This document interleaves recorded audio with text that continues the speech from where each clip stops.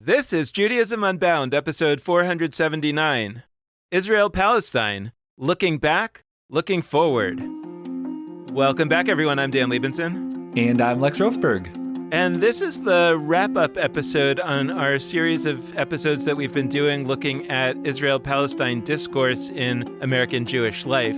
It's actually not exactly the full end of the series because we have a few other episodes coming up that are going to sort of refer back to some of this or going to give us other lenses that we might use. But it's the end of this formal series, and we wanted to take this opportunity, as we have often done at the end of long series of episodes, and actually shorter series as well. We should do that more often, where you and I just talk, Lex, and we try to make meaning out of this. And I'm excited to do that today on this topic. I should note before we jump in that we're recording this episode in mid-February and it's coming out in mid-April. And the reason is that we wanted the interviews that we've recorded in the series to be more fresh in our minds when we did this wrap-up episode. But the downside is that we have no idea of what is going to happen over the next 2 months. So we're going to try to talk today about things that we think stand the test of time. And before we jump in, just Lex, I know that there's some new classes happening in the Yeshiva. I thought you might be better positioned than I am to say a little bit about them. I am happy to. Yes, we have 3 amazing mini courses coming up in the Yeshiva. One, it's weird for me to say it's amazing because I am co-teaching it with Emma Newberry, our new program associate, but that's Moses, Tzipora, and Us, which is a course all about interfaith families from the Torah through today. So we hope that you'll check that out. We also have Untangling Tselem Elohim, which means the image of God, untangling the notion of the image of God, with Raphael Nice, a recent guest in a midweek episode on the podcast. We have Jewish Theology Unbound, Seeing God in Ourselves, with Sophia Freudenstein. So those 3 classes are up for registration right now. They start in just a few days, so don't wait. Financial aid is available. Just head to judaismunbound.com/classes to sign up. Let's get into this conversation, and maybe starting in a bit of a meta way. Lex, I've been really pondering over the last few days about why we've done this series of episodes. Not in a bad way. Like, I actually think they were really good episodes. I got a lot out of them. I know from feedback from people that they got a lot out of them. So it's not like I'm saying, oh, we shouldn't have done it. I have regrets. It got me thinking about basically that generally Judaism Unbound's perspective is something along the lines of, you don't really like the way that Judaism is on offer to you? Do something else. Here we're sharing with you different people that have done something else and that are finding all kinds of new ways of being Jewish that maybe you didn't know were on the table. And so you could actually go out and join what they're doing. Or better yet, you can feel the confidence that you could go out and do something different yourself, having heard a lot of these possibilities. And I'm trying to figure out if that's really what we're talking about when we're talking about this Israel-Palestine discourse, or Israel-Palestine more broadly, which I guess is why we don't generally talk about that much, because I think there's a lot of like shaking your fist in the air and those kind of things. Like, I don't like what those other people are doing, so I'm going to protest against them, or I'm going to be angry at them. And I'm going to say the bad things that they're doing. And in general, I think on Judaism Unbound, we've resisted that orientation. We've said, yeah, there's a lot of people out there that are doing things wrong. We generally don't shake our fist at them and say, and therefore we're going to protest against them. We generally say, so go off and do it right. And I'm wondering whether what we're talking about here has been kind of the same tone. Well, for me, I mean, look, I think the guests we've had have had different approaches to that. Some of them, and Jay Michelson, I remember specifically kind of saying this directly, did say that, you know, you feel alienated from Jewish communities because they have X position on Israel-Palestine, do other ones. And I would say it's an extension of our mission. And I do feel called to be a little bit autobiographical here. We don't always talk about how you and I met. We don't always talk about like where Judaism Unbound arose from. There's multiple true stories and true ways of telling that. But one of them, for me at least, is very much that I was in a moment of wrestling deeply with how American Jewish life approaches Israel-Palestine and how it redlines Jews whose opinions are deemed impermissible in some explicit ways and some implicit ways. That was, for all sorts of reasons, my 101, my Unbound Judaism 101, that led to my 201 and 301 and 401. I don't think it's everyone's.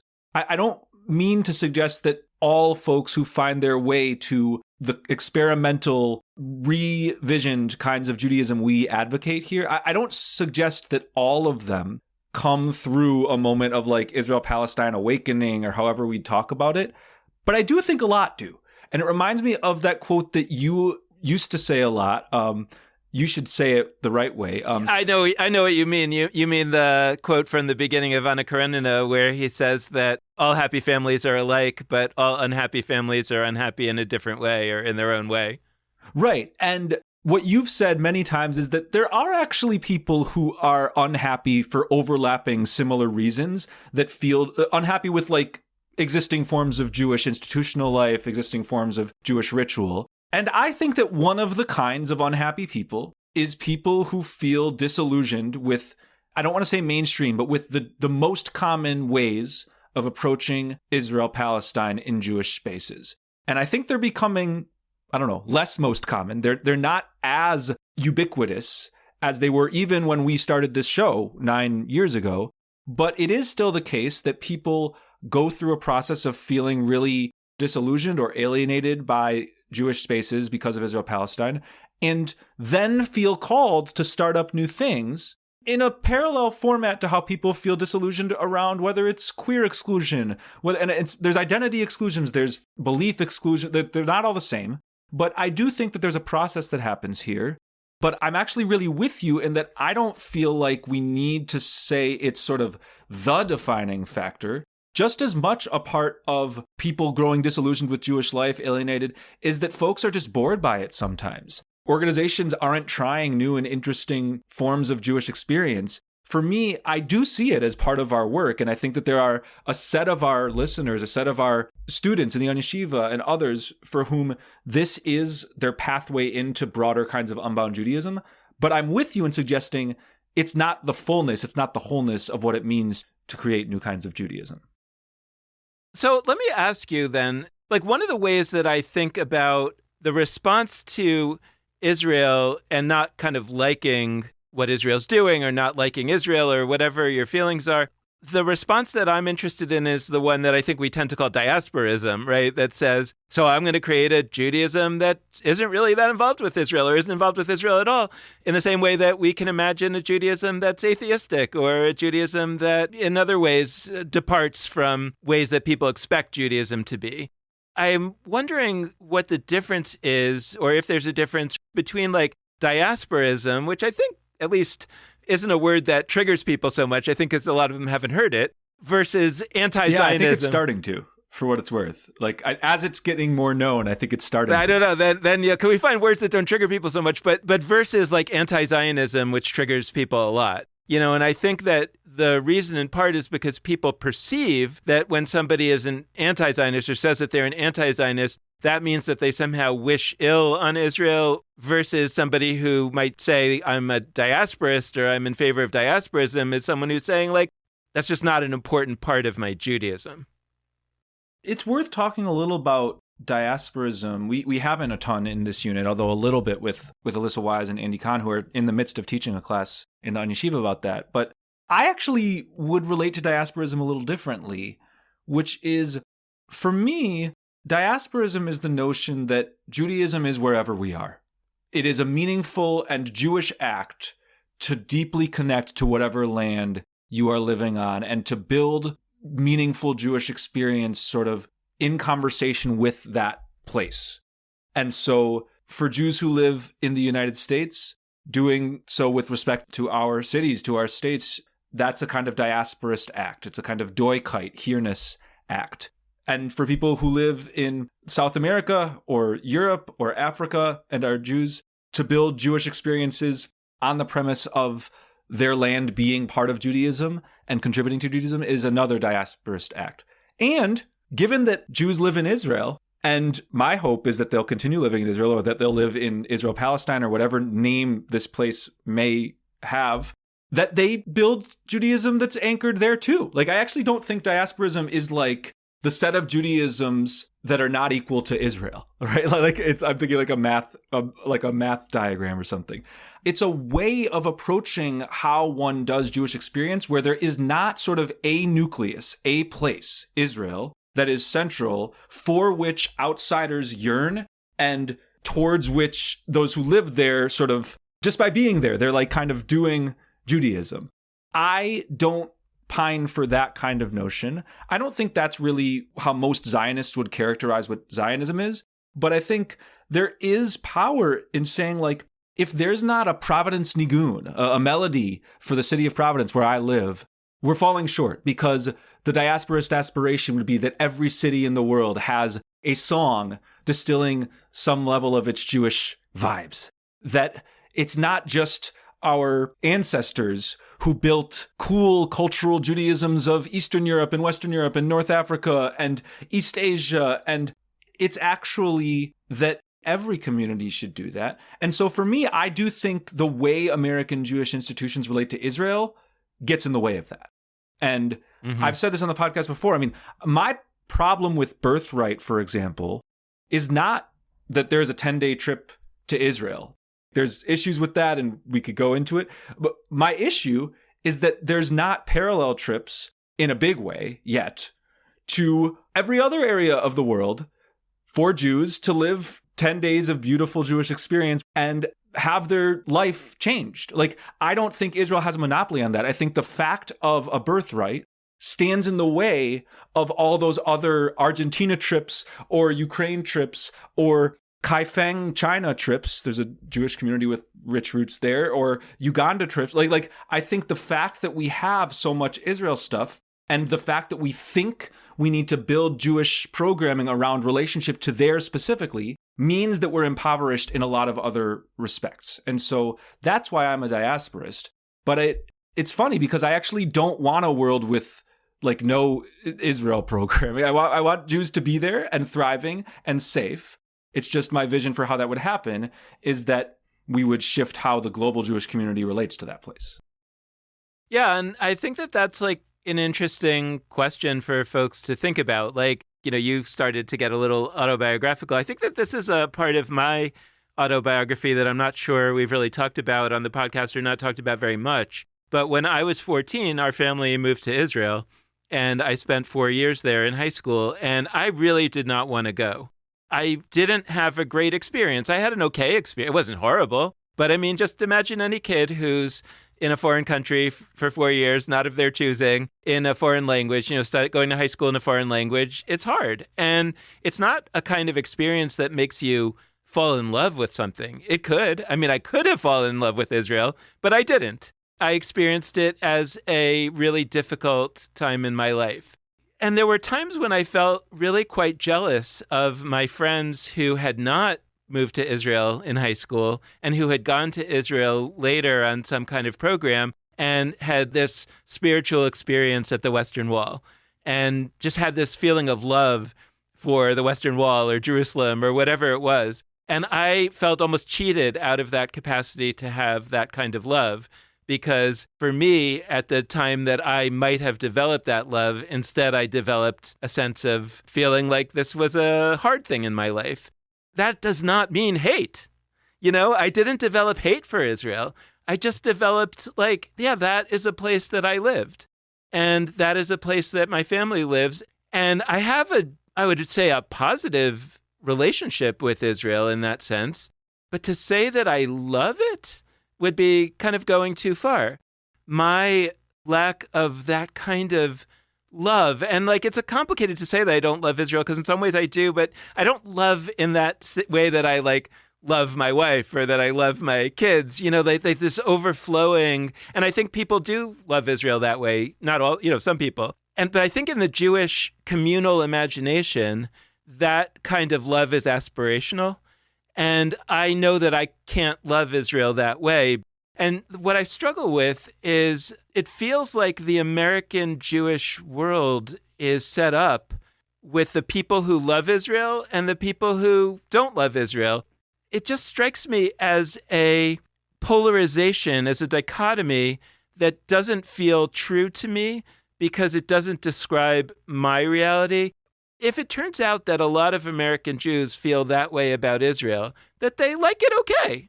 I think that like a lot of Jewish communal leaders' heads would explode because they're like, that is not a category that I know how to deal with.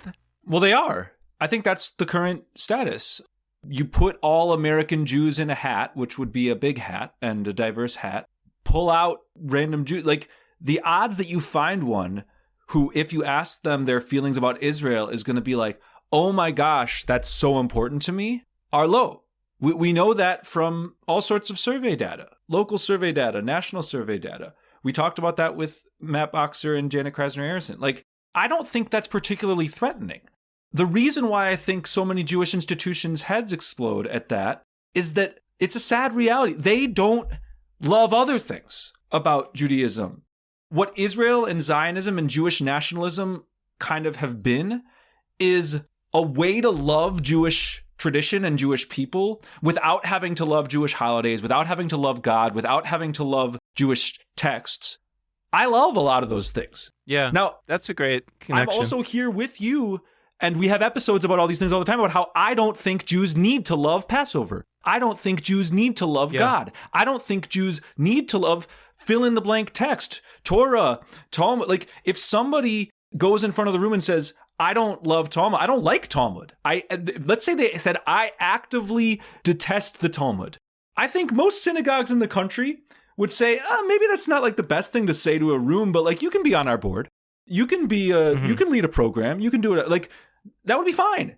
I happen to like a lot of things in the Talmud. It's not my top 10 list of best Jewish things, but it's got cool stuff. Like, I'm not somebody who would say I hate the Talmud to a room, but I believe in a Jewish world where that would not only be an okay thing, but actually Davka, specifically the people who say that, would gather with one another and build amazing Jewish things built on what Judaism is when you're not focused on the Talmud. Because I believe that all of our Jewish things get better when we sort of stabilize certain variables in one spot, emphasize others in another. Like, let's do a bunch of rooms of people where one of them takes Israel out of the equation entirely. What arises? What's the formula for cool Jewish experience where Israel is not there at all?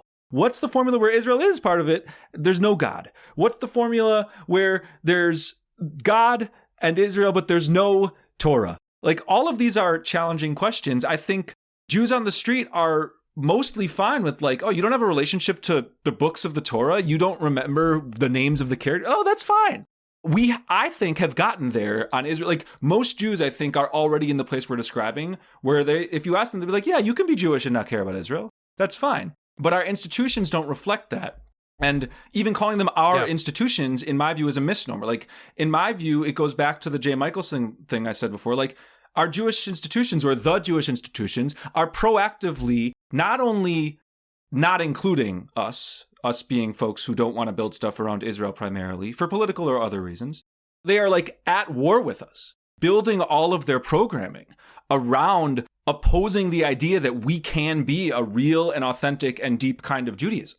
I can't really look to operate within them because they don't see me and our communities, and maybe you, Dan, and the way you just talked about Israel to a lesser degree, like, they don't see that as important core elements that will collectively form the compound that is Judaism of the 21st and future centuries. And so I feel called with Judaism Unbound to like bring together all those people that want to play with the elements of Jewish tradition, including the ones that have nothing to do with Israel, because we can create those compounds.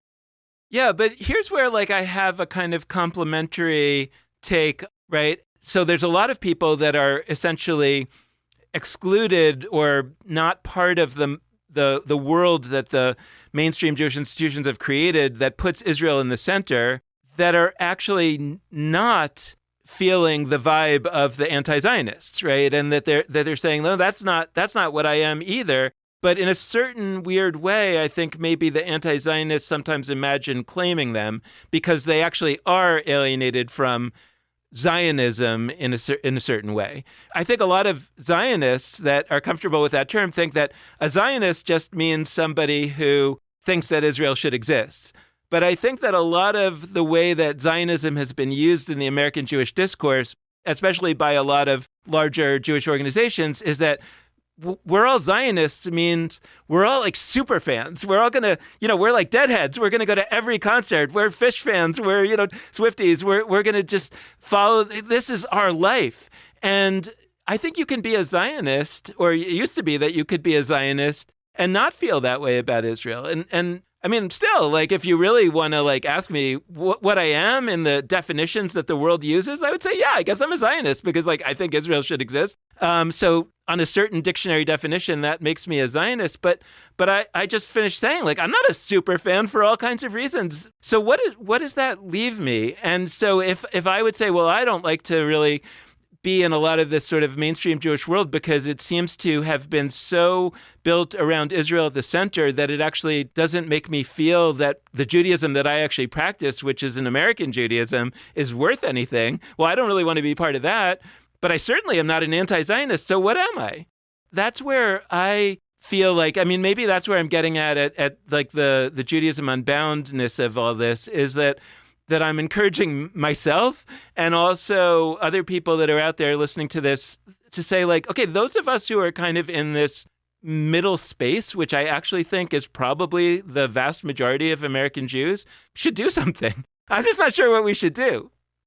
I mean, I as you know, and as our listeners know, I'm constantly thinking in math terms. And like, if I were to characterize what you just said, it's almost like all of us are quadrangles.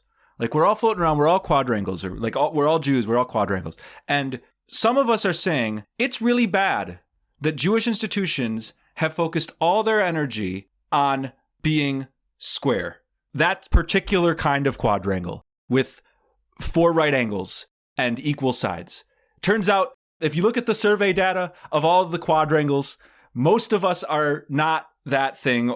And even if we're rectangles, by the way, even if we have 4 right angles, we're not quite squares. When people don't look at us closely, they think that we're basically squares. And I'm not saying square to be like square in the normie sense. That's the most common quadrangle that we learned first. And then we've got these trapezoids popping up. That's the anti-Zionists or the like we've got people that they're building all this new stuff that's meant for a meaningful group of people. You know, those quadrangles that have 2 parallel sides, but not 4. And that's good, but they're saying that, like, everybody who's boxed out from being a square is a trapezoid.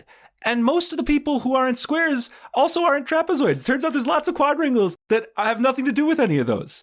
I'm with you. I do think that in order to create the world where we have an understanding that we have all quadrangles and we should have Jewish experiences for all. I mean, I'll break down the metaphor now. Like, in order to reach the world where people who aren't into Israel are allowed to be something other than like, rah, I am antagonistic to Israel, we need the stuff that's like anti first.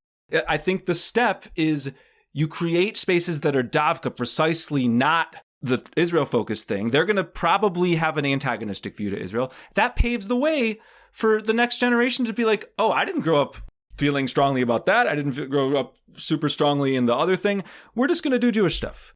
To me, that's how I see this going. I look, when I have my choice about it, and I'm involved with founding new experimental efforts or Jewish groups, I always say I'd rather it not call itself anti-Zionist.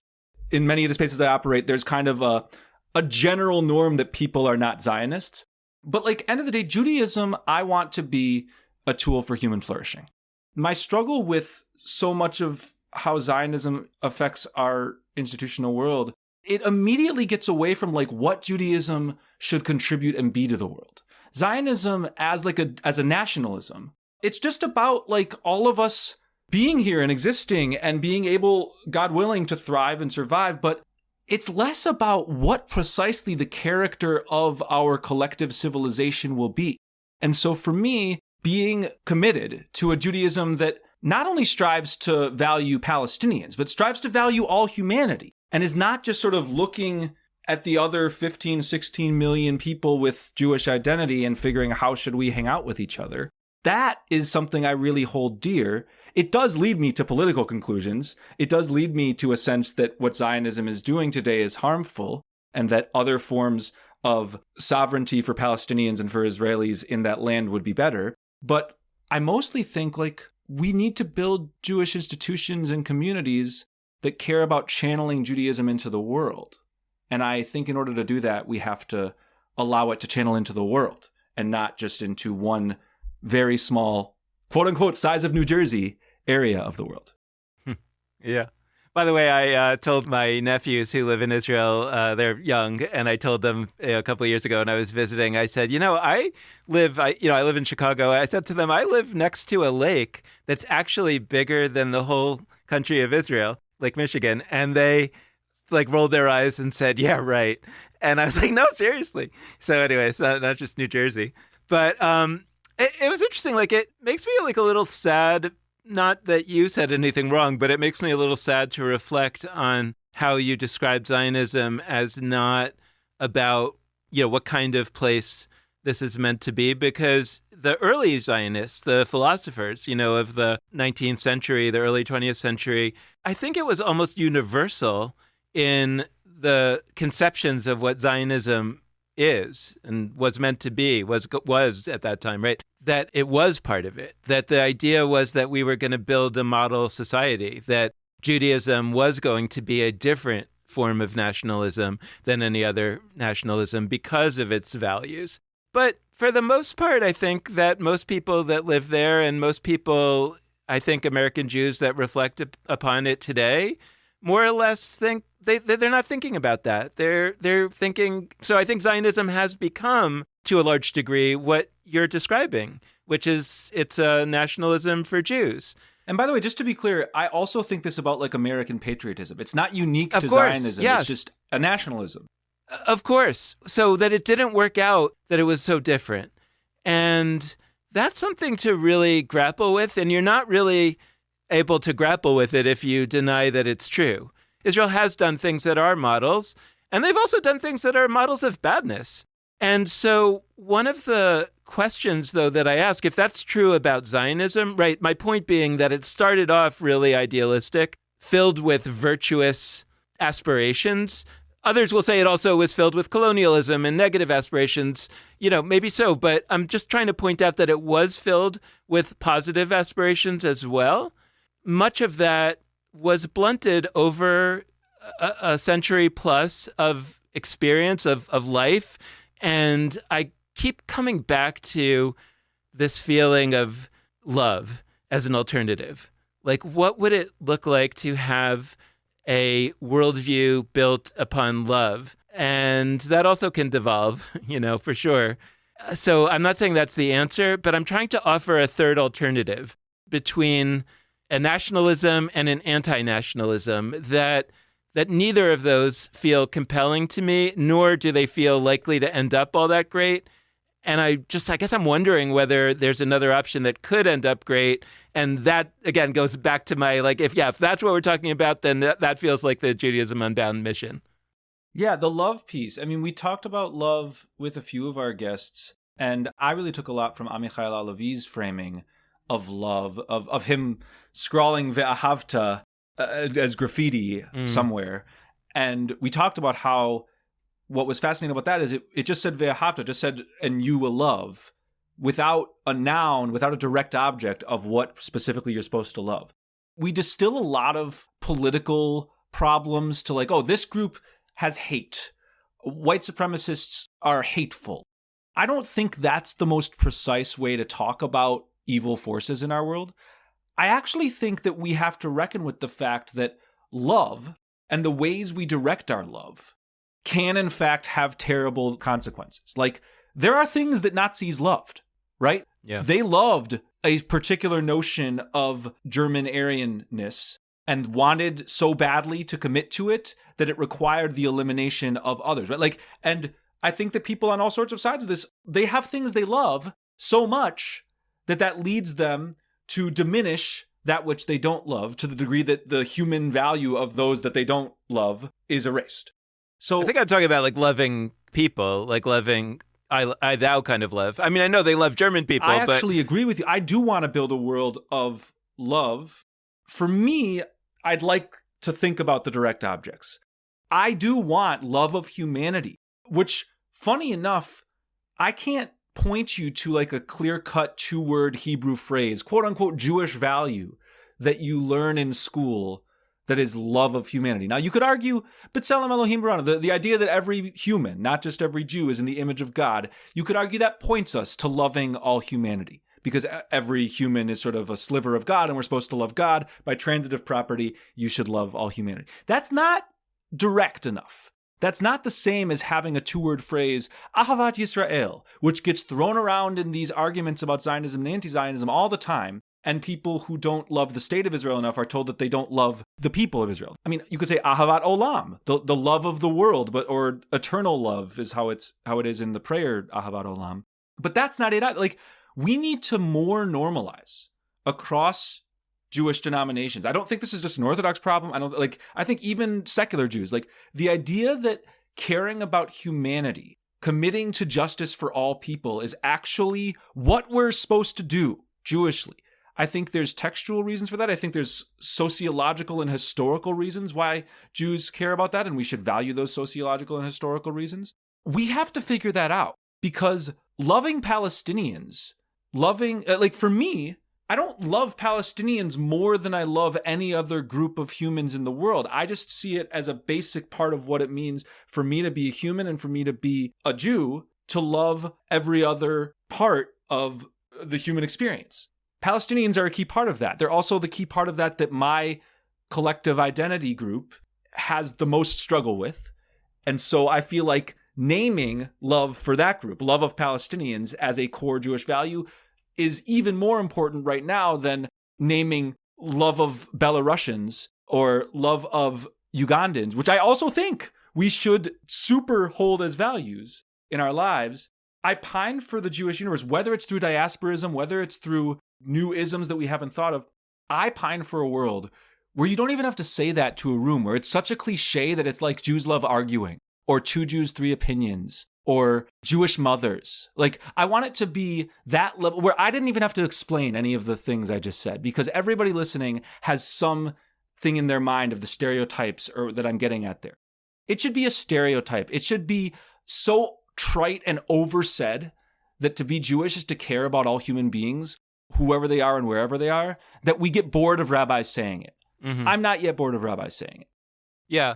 I think this is helping me define the Judaism that I would want to be a part of, is one that said, in the same way that you just said, Jews love arguing, it would say Jews love Palestinians. And of course, Jews love all humanity, but I would want to say, we love those who you would think that we wouldn't love.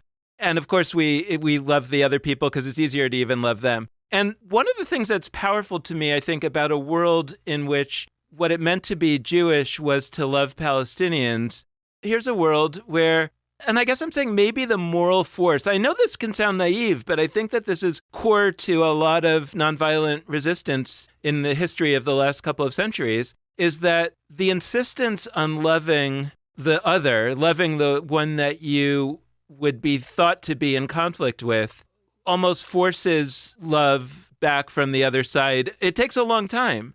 And it's not like all of a sudden they're laying down their arms and loving you and everybody's hugging. It's a long-term process. And that doesn't mean failing to defend yourself, but that means saying that when we're going to bomb an area that has a lot of civilians in it, even though there are combatants in there that we might say that we have a right to kill or that we have an obligation to kill, you would say, but wait a second, I love the people that are going to be killed if I do that. And in the same way that you would not bomb a building, you wouldn't bomb your children's school if there was a terrorist in there.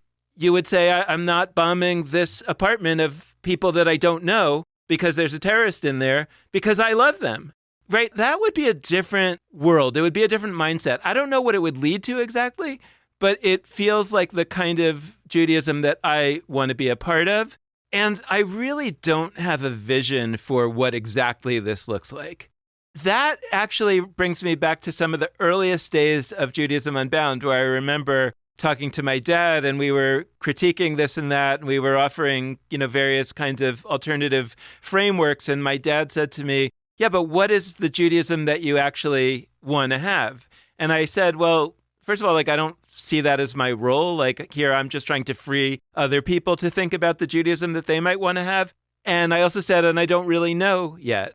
Over time, I actually feel like I have gotten increasingly clear on elements of the Judaism that I want to have. It's taken me 9 years, but I feel like there are ways that I have gotten clearer. So I kind of feel like it's okay not to know right now. On this topic, I feel a lot of not knowing, but I also feel like knowing what I don't want is a really good place to start. Yeah, I really love the way you're reflecting on this, and throughout the unit, we haven't like expressed gratitude to one another, but like we did say how hard it was at one point to pull this together, and that even as we are aligned in so many ways, there are serious differences we have, which neither one of us is interested in denying, but which we are interested in channeling towards productive conversations. Now, listeners can tell us if we pulled it off well or not, but I'm really grateful to you for that. On the Judaism Unbound connections front, like how this connects to our work beyond just this topic, I've been sitting and wrestling with questions of Jewish geography or Jewish space. I don't mean Jewish geography, the game where people say which youth group they were in. Like I've been reflecting on questions of Jewish geography, where Jews are in the world, what makes a space a Jewish space or a not Jewish space. Like I've been sitting with that for a long time. I do think there's a level of this conversation about Zionism, anti-Zionism, diasporism, whatever, non-Zionism, all of these things that we're not talking about enough. We broadly defined, both ourselves here and generally. I think it's actually going to be strange to people if in 100 or 200 years, folks are looking back at this moment. I think it will be weird to them that we weren't talking about the question of how Jews can be most safe globally, how Jews should organize, whether we should centralize in one core nation state or not. Like that we didn't place that in conversation with the fact that the digital world just emerged in the past few decades. Like it is now the case that Jews around the world can actually have community with one another, can connect to one another in meaningful ways while not being in the same geographic location. Like if we were talking about Zionism in 1910 or 1940 even, and it was possible for Jews to gather in the ways we now can digitally, to have face-to-face contact, like that would be a variable. I'm not saying it would make Zionism less necessary or more necessary. Like it would be a meaningful factor for how we go about constructing our global Jewish connections. And like, it's now the case that you and I, in our day-to-day lives, actually have a shared space, shared common ground with Jews, not only in Israel, but Jews in Europe and in Africa and in Asia. Like people, all these continents are like in our Zoom programs. And we get notes like, Lex, it's really rude that you've scheduled everything so that I in Thailand can't attend a lot of the program. And like, there's a part of me that wants to be like, well, that's an unrealistic expectation. But there's another part of me that's like, that actually is a real thing now. Like our Jewish geography today means that folks in Providence, Rhode Island, United States, and folks in Thailand have some level of not only abstract responsibility to one another, but concrete. Like we should be thinking about our time zones as we plan things. So like, I'm interested as we think to the moving forward piece of this episode, I'm interested in considering like, what does Jewish safety look like specifically today? And it's not that being able to talk in Zoom is a substitute for being able to build families and society in like a geographic place. I don't mean to suggest that, but it is something. And I find that we're not really exploring it.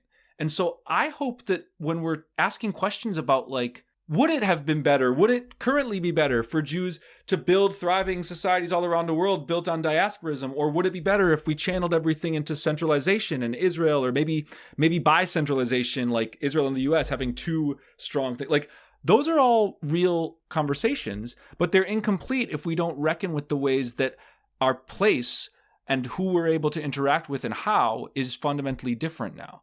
And the last thing I'd say on that front is that when you're talking about what makes Israel a Jewish state, the question of demography, does that mean a Jewish majority?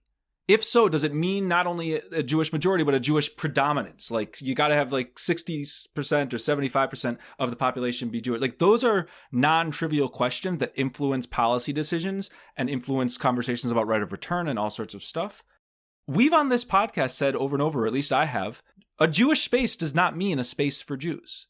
Part of why I don't define myself as like a synagogue Jew so much is that I struggle with the ways most synagogue goers are attracted to the idea that Judaism happens in a place that is designated Jewish, that has a building where people that are mostly Jews or predominantly Jews, sure, you can have non-Jews there, but they're kind of there as guests.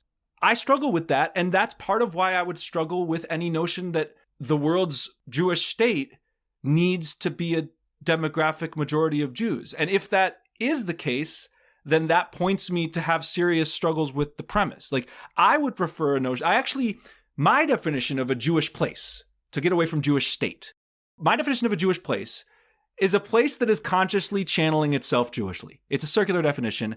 Everybody would criticize it. But any community in any land that is consciously trying to produce Jewish civilization, to channel Jewish values and texts and stories and holidays, to me is a Jewish community. I think that Israel-Palestine could and should be a Jewish place. I don't think that that means it is an exclusively Jewish place in the same way that I think my neighborhood, Federal Hill in Providence, can be made a Jewish space when Jews channel it Jewishly in my backyard or in anybody else's backyard. That is where there's kind of a connection between the conversations we're having about Israel-Palestine and some of the refrains of our show about how we relate to Jewish spaces in our communities. Yeah, I mean, I think there's a lot of questions that people could ask about the various things that you've brought up. Like, why would a space that doesn't have a majority of Jews want to, I forget the exact words you use, but want to be a Jewish place? Like, what would be the motivation? Is it that it is a Jewish place, or is it that it incubates a Jewish space? Like, you could imagine an apartment building that has a synagogue in it. You know, like there is a Jewish space in it, but it's not definitionally a solely Jewish space, or is it really that somehow we are imagining a world or a place where people that aren't Jewish are so taken with Judaism that they want it to be a Jewish space even though they're not Jewish? So I have a set of questions about that, and feel free to answer them. I just, the only other observation that I have is that I think that there's kind of a confusion for a lot of Jews between what makes something Jewish and how to perpetuate Judaism. The concern is about the future, and maybe the looking forward part of our conversation today. It's like the concern is about the future, but often that comes at the cost of the present. And I'm not totally sure what the right way to square that circle is. But or trapezoid. Or trapezoid. You could imagine like a very Jewish, I mean, look, we don't have to imagine it. We can think about all kinds of Jewish authors, novelists who have written, or filmmakers, who have made extremely Jewish films. Somebody was just talking the other day about The Princess Bride being a Jewish film, or, I think of some Barry Levinson films that's very Jewish, but people don't tend to think of them, certainly not non-Jews, don't think of them as Jewish films, but they definitely come out of a Jewish sensibility, and they're very Jewish, but they're probably not going to perpetuate Judaism in the sense that people aren't going to recognize them as Jewish texts and sort of fold them back into the Jewish canon. They might, but it's a lot less likely in a sense. And so I think people are like afraid of those kind of things. And I think of it as something that Sam Altman said. He's he's a tech entrepreneur, the head of OpenAI. And he said something along the lines of like, if people love your product, then you don't have to worry that much about marketing. It'll market itself. If people like your product, it's probably dead, meaning that like is not good enough. And I think the core of our struggle is that people don't love Judaism. Some people do, but most people like it. Most Jews like Judaism. And a lot of people will say, oh, that's so great, except for on this one, the mainstream Jewish people who are insisting on loving Israel, maybe they have a little idea there because they understand that loving something really makes people more likely to want to keep it going. The world where you're afraid of some of those concerns is a world where I think on some level you don't really you're not really sure that your thing is all that great. And I think that's an accurate description of how people think about Judaism. I will note that it's also true that Jews have gone through a lot of bad stuff over the course of Jewish history and have reason to fear that things won't be perpetuated for other reasons as well, safety reasons. But I think this is a big part of it. Yeah, I'm really thrilled you brought up the word perpetuating. I mean, look, that ties to other conversations we've had. I think there are overlapping fear questions that come up around how we keep Judaism going. I think so many Jewish topics are premised on fear of no more Jews existing. We talked about this in our Jewish education unit way back when. Like, basically, when you look closely, and this is not you and I talking, this is like experts in the history of Jewish education. When you look closely, the entire apparatus of Jewish education is built around fear that Jews will sort of melt away into secular American lives and lose all their Jewishness. You know, we talked about this with the choice to move the age of Jewish coming of age. It was initially confirmation in the late 1800s, where a lot of folks in high school would sort of declare their Jewishness. The embrace of the bar and bat mitzvah, and now b mitzvah, was partially because getting them earlier, getting Jews to like have a big Jewish life cycle event a few years earlier, it's like a little better for perpetuating quote unquote the future. At least that's the thinking, is that if you get them earlier, if you get them locked in, if you get them committed to being Jewish earlier, that'll be better. I actually am not sure that our thinking about what perpetuates Judaism best is shrewd. I think it's wrong a lot of the time. Like, I think we have this notion of ice blocks melting. If you have the same mass of ice, like if you have a big ice chunk, but it's one ice chunk, that will melt slower, that will survive longer as ice without melting into water than if you take that same mass of ice and split it into 50 smaller pieces, and each one of those will melt much quicker and the thing will dissolve. So I think we kind of have this approach to Jewish life where like becoming a collective ice block is best. Send your kids to day school because they'll be with other Jews and their Jewness will rub off on each other. And yep, I do kind of mean rub off to mean the reproductive things that gets at, because I think that's part of the thinking, explicitly and implicitly. But let's get Jews in rooms with one another as much as possible, because them being with each other, they learn about Judaism from each other. Like, that's how you perpetuate it. My experience is not that. My experience, and this goes to what you said about actually loving Judaism and not just liking it, the places that I've experienced the most incredible Jewish moments, almost all places that are not like mostly Jews are there. My favorite synagogues I've been part of are in Arkansas and Mississippi, in very small Jewish communities. I don't think that's an accident. I actually think we're not melting ice blocks where like Judaism is best served by congealing with other Judaism and like allowing ourselves to stay rigid, but rather when we look to different kinds of models and new kinds of places and the spots where specifically folks will say, wait, you did a Jewish thing there? That's part of my diasporism. Like building this rigid ice block that is Israel, like that's a perpetuation strategy.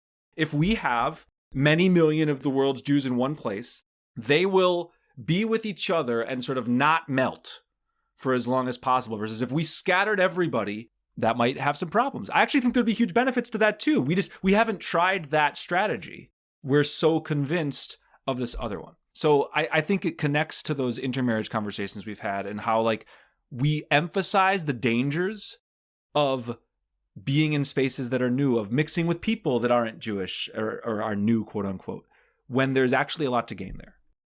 Yeah, and yet, right, there seems to be such a comfort level in chopping off some pieces of the ice block if they're perceived to be, I don't know how to extend the metaphor here, but if they're somehow a little too hot or something like that. And one of the things like looking forward that really strikes me is that, right, you went back to some of the start of this podcast, what we were talking about, right? We talked a lot about intermarriage and about attitudes towards intermarriage that there used to be. We didn't even really talk that much. It has come up here and there, but we didn't really talk that much about the attitudes about atheism that there used to be. Spinoza was excommunicated. And he wasn't even an atheist, I would argue. Right, but yeah, right. Could you imagine like a Jewish community today that would say to somebody that they're unwelcome in the community because they don't believe in God, or they don't believe that God is a man in the sky? You know, they have an idea of a nature's God. You know, like Spinoza. It's absurd, right? It strikes us as absurd, and I think we're starting to get there on intermarriage.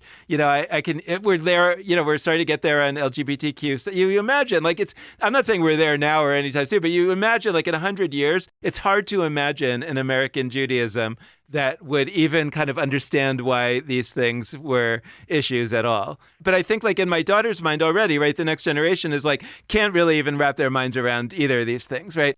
I guess I would just like put out there as like a thought experiment for people who try to, you know, have a sense that we can't tolerate these views, especially if they're using words that we find problematic, that, you know, in 100 years, people are not even going to understand what your issue was. And I understand that that might not happen, and that people who are trying to kind of hold the line in those ways feel that they're the last bastion and that terrible things are going to happen if they don't hold the line. And yet a lot of the history of the last, you know, couple of centuries indicates that that's not correct. And I don't know, it just makes me think about what, you know, John Kerry famously said, you know, in his testimony to Congress, you know, how do you tell somebody that they're the last soldier to die in a unjust war?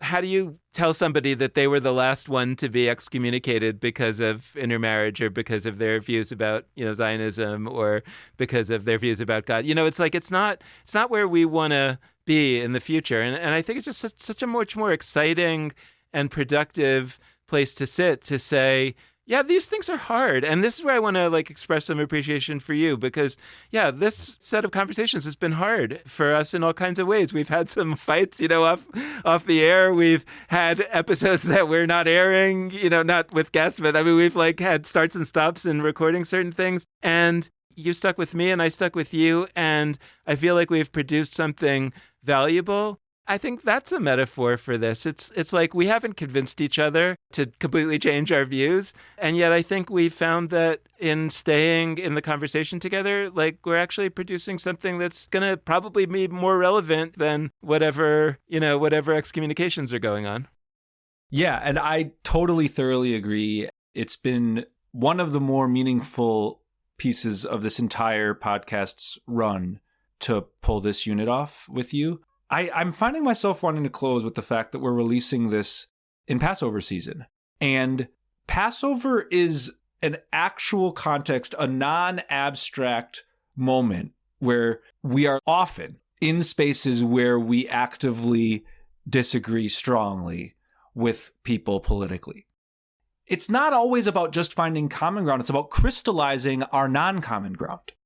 I don't think that that's necessarily what will solve all our problems, but it at the very least helps us look inward and be like, oh, what do I feel strongly about? We just got to this part about dipping our pinkies into the wine and remembering the violence done to the Egyptians, and somebody at the table made a joke about it and didn't want to take it seriously and didn't think that it's like that important part of the Seder. I don't know how often that happens. I've had one or two moments where people said, why do we have that? There's all this self-flagellating, and all you progressives, you want to focus. Like, we can focus on the fact that we were slaves and got free. If you're in that space, notice it. Notice the ways in which this Seder is in conversation with contemporary issues, not just Israel-Palestine, but others.